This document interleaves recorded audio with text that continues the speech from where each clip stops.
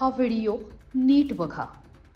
यात काही लोक दिसत आहेत आणि काही स्टेजवरही दिसत आहेत, पण त्यांच्यामध्ये दिसत आहेत धनंजय मुंडे आणि त्यांचा निकटवर्तीय वाल्मिक कराड. वाल्मिक कराड कोण आहे हे आता सांगायची गरज नाही, पण हा व्हिडिओ यासाठी महत्वाचा आहे की त्यात दिसणारे दुसरे तिसरे कोणी नसून तर फसवणूक झालेले सोलापूरच्या पंढरपूर जवळचे हार्वेस्टर मालक आहे. हार्वेस्टर म्हणजे ऊस तोडणीचं मशीन, आणि ते घेण्यासाठी यातल्या प्रत्येकाने वाल्मिकच्या घशात एक नाही दोन नाही तर तब्बल 8 लाख घातले. आता हे बघा, दिलीप नाचणे यांना वाल्मिकने 36 लाखांचं अनुदान देतो म्हणून 8 लाखांप्रमाणे 140 शेतकऱ्यांकडून 11 कोटीपेक्षा जास्त रुपये गोळा करायला सांगितले. त्यांनी गोळाही केले. माझा जवळचा माणूस धनंजय मुंडे कृषी मंत्री आणि माझा जवळचा माणूस असल्यामुळे मी तुम्हाला देऊ शकतो आणि देतो अशा दिशेनं आमच्याकडून त्यांनी फसवणूक करून 140 लोकांचे त्याने 8 लोकांप्रमाणे 8 लाखाप्रमाणे त्याने पैसे जमा करायला सांगितलं, गोळा करायला लावलं. पण नुसते घेतले नाही तर कॅश द्या म्हणून पोत्यात घेतली. बघा हा त्याचा पुरावा. या पुराव्यामध्ये अर्थात या फोटोमध्ये वाल्मिकचा निकटवर्ती असलेला सानप पैसे मोजताना दिसतोय आणि तक्रारदारही दिसत आहेत.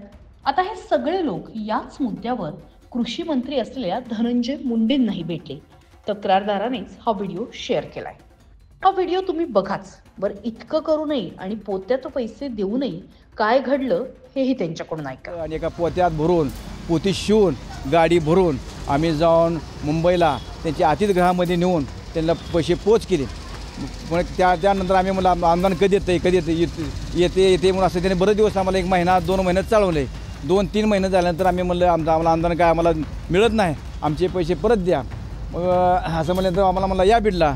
आम्ही बीडला गेलो. बीडला गेल्यानंतर आम्ही सगळे एकत्र गेलो. 140 लोक गेल्यानंतर ते म्हणले कशाचे तुमचे पैसे. आता या प्रकरणी तक्रारदार पंढरपूर पोलीस ठाण्यात पोहोचले आहेत. कराडचे मुंडेंशी निगडीत असलेले अनेक कारनामे समोर यायला सुरुवात झाली आहे आणि ही त्यातली पहिलीच केस. मुंडे यात सहभागी आहेत की नाही याचा अजून उलगडा झाला नसला तरी त्यांच्या या वाढीव कार्यकर्त्यामुळे आणि त्याच्या उद्योगांमुळे ते अडचणीत येऊ शकतात हेही तितकंच खरंय. या सगळ्याबाबत काय वाटतं कमेंट बॉक्समध्ये नक्की व्यक्त व्हा आणि त्यासोबतच सकाळला लाईक, शेअर आणि सबस्क्राईब करायला विसरू नका. महाराष्ट्रातील सर्व बातम्यांचे विश्वासार्ह व्यासपीठ. सकाळच्या सर्व सोशल मीडिया प्लॅटफॉर्मला लाईक, फॉलो आणि सबस्क्राईब करा. तसंच सर्व नोटिफिकेशनसाठी बेल आयकॉन प्रेस करायला विसरू नका.